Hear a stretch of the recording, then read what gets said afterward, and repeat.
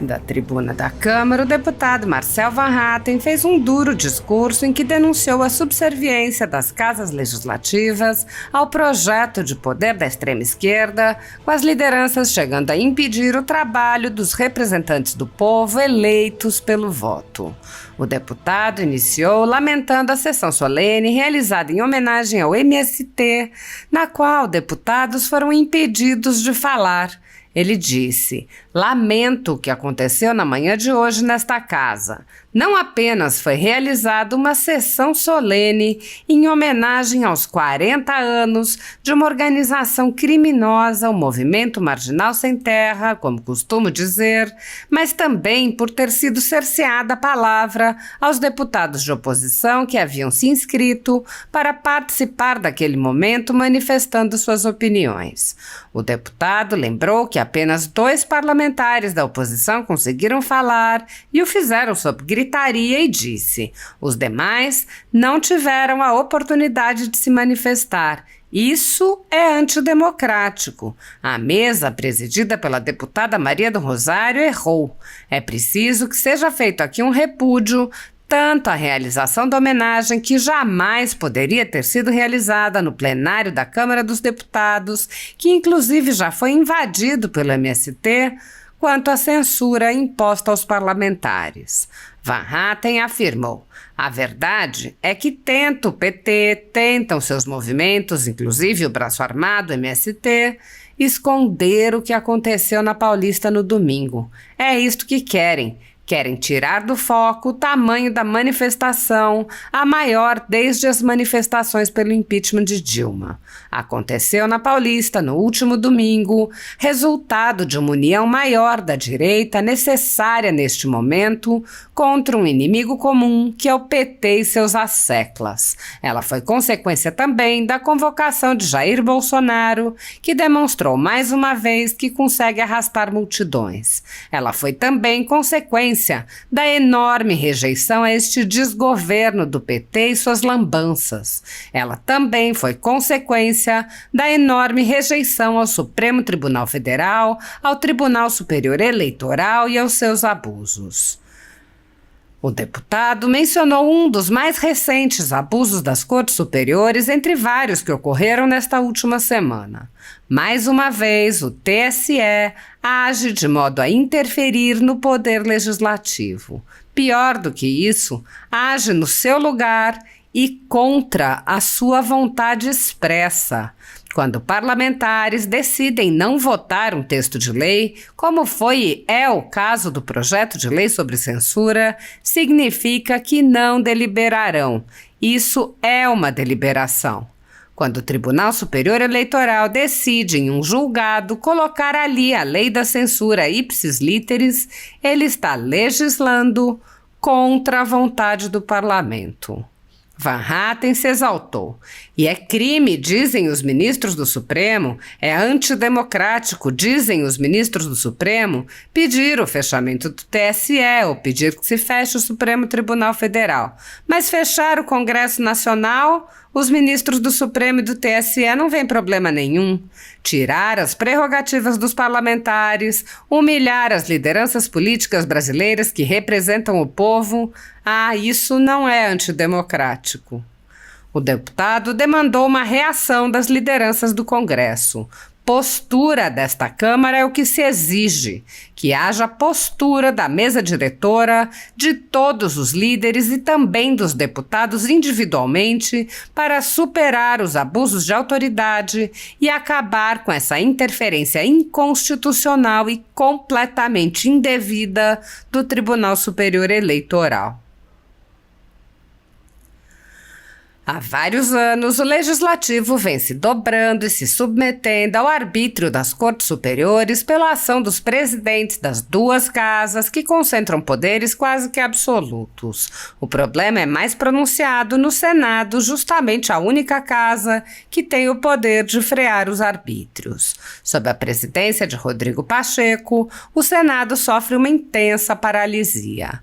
Na legislatura anterior, o próprio plenário se reuniu poucas vezes e as comissões praticamente não funcionaram, impulsionadas pela paralisia da Comissão de Constituição e Justiça, que, sob o comando de Davi Alcolumbre, também mal se reuniu.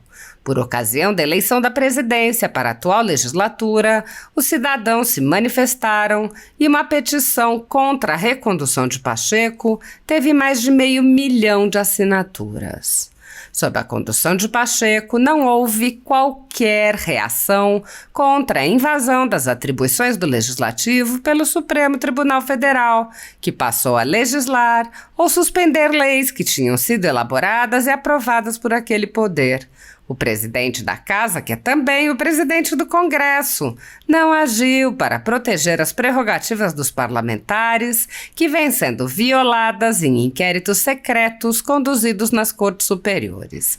Pacheco também é alvo de críticas porque o Senado vem se omitindo em cumprir seu papel constitucional de promover o controle dos atos de ministros das cortes superiores. De forma monocrática, o presidente do Senado impede a análise de todo e qualquer pedido de impeachment ou de projetos de lei e PECs que possam vir a efetivamente limitar os superpoderes autoconcedidos a ministros do Supremo Tribunal Federal e do Tribunal Superior Eleitoral.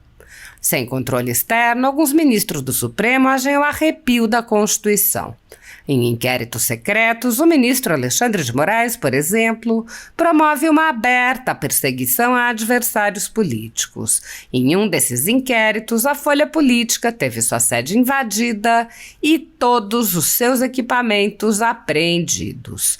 O inquérito foi arquivado por falta de indícios de crimes, mas os dados sigilosos foram compartilhados com outros inquéritos abertos de ofício e com a CPI da pandemia, que compartilhava dados sigilosos com a velha imprensa. No chamado inquérito do fim do mundo e nos inquéritos dele decorrentes já houve prisões políticas sem que houvesse sequer indiciamento das pessoas presas, imposição de uso de tornozeleira eletrônica e prisão domiciliar em endereço diferente de onde as pessoas moravam, quebra de sigilo de parlamentares, inclusive de senadores, quebra de sigilos de pessoas e empresas, inclusive de veículos de imprensa, quebra de sigilos do ajudante de ordens do presidente da República, censura de veículos de imprensa, de cidadãos e de parlamentares, bloqueio de redes sociais, de jornalistas, veículos de imprensa, cidadãos e parlamentares, buscas e apreensões em empresas, residências de familiares e gabinetes de parlamentares, proibição de contato entre pessoas que muitas vezes nem se conhecem, proibição a parlamentares de concederem entrevistas e de participarem de eventos públicos, intervenções no comando de partido político, prisões em massa sob alegações descabidas, multas estratosféricas que representam evidente confisco de propriedade, entre outras. A tudo isso e a muito mais, o Senado Federal assistiu passivamente. Nem mesmo a morte no cárcere de Clériston Pereira da Cunha, preso político do ministro Alexandre de Moraes, foi capaz de sensibilizar os senadores e tirá-los de sua letargia. Sem justificativa jurídica, o ministro Luiz Felipe Salomão, ex-corregedor do Tribunal Superior Eleitoral, confiscou toda a renda da Folha Política e de outros sites e canais conservadores para impedir suas atividades. A decisão teve o aplauso e o respaldo dos ministros Luiz Roberto Barroso, Alexandre de Moraes e Edson Fachin. Há mais de 32 meses, toda a nossa receita é retida sem justificativa jurídica. O inquérito já está no quarto relator, o ministro Raul Araújo, e segue sendo transmitido de corregedor em corregedor, enquanto famílias e empresas veem sua renda ser subtraída dia após dia. Se você apoia o trabalho da Folha Política e pode ajudar a impedir o fechamento do jornal, doe qualquer valor à empresa Raposo Fernandes através do Pix, utilizando o QR Code que está visível na tela ou o código ajude@folhapolitica.org. Caso não utilize Pix, há a opção de transferência bancária para a conta da empresa Raposo Fernandes, disponível na descrição deste vídeo e no comentário fixado no topo. Há 10 anos, a Folha Política vem mostrando os fatos da política brasileira e dando voz a pessoas que o cartel midiático quer calar. Pix ajude@folhapolitica.org. Assista. Senhor presidente, eu quero iniciar lamentando o que aconteceu na manhã de hoje. Não apenas lamentando que tenha sido realizada uma sessão solene em homenagem aos 40 anos da organização criminosa e terrorista, eu costumo dizer, do movimento marginal sem terra, mas também por ter sido cerceada a palavra dos deputados de oposição que haviam se inscrito para participar daquele momento, manifestando as suas opiniões. Apenas o deputado Rodolfo Nogueira, aqui presente, o deputado Ricardo Salles, puderam se manifestar e, aliás, fizeram discursos contundentes, e os demais não tiveram a oportunidade, deputado Messias, que aqui estava também de manhã, de se manifestar. Isso é antidemocrático. Esta mesa errou, presidida por Maria do Rosário, e precisa ser feito aqui esse repúdio, tanto a realização desta homenagem, deputado Sanderson, que jamais poderia ser feito no plenário da Câmara dos Deputados, que já foi invadido, inclusive, pelo mesmo MST, como também pela censura imposta aos parlamentares. Agora, a verdade é que tenta o PT, tentam seus movimentos, inclusive o braço armado do MST, escondeu o que aconteceu na Paulista no domingo. É isso que querem. Querem tirar o foco do tamanho da manifestação, a maior desde as manifestações pelo impeachment da Dilma, que aconteceu na Paulista no último domingo. Resultado de uma união maior da direita, necessária nesse momento, com um inimigo comum que é o PT e seus asseclas. Consequência também da convocação de Jair Bolsonaro, que demonstrou mais uma vez que ele consegue arrastar multidões, e também foi consequência da enorme rejeição desse desgoverno do PT e suas lambanças, e também a enorme rejeição ao Supremo Tribunal Federal, ao Tribunal Superior Eleitoral e seus abusos. Aliás, senhor presidente, indo à minha conclusão, hoje mais uma vez o TSE age de forma a interferir no poder legislativo. Pior do que isso, age no seu lugar e contra a sua vontade expressa.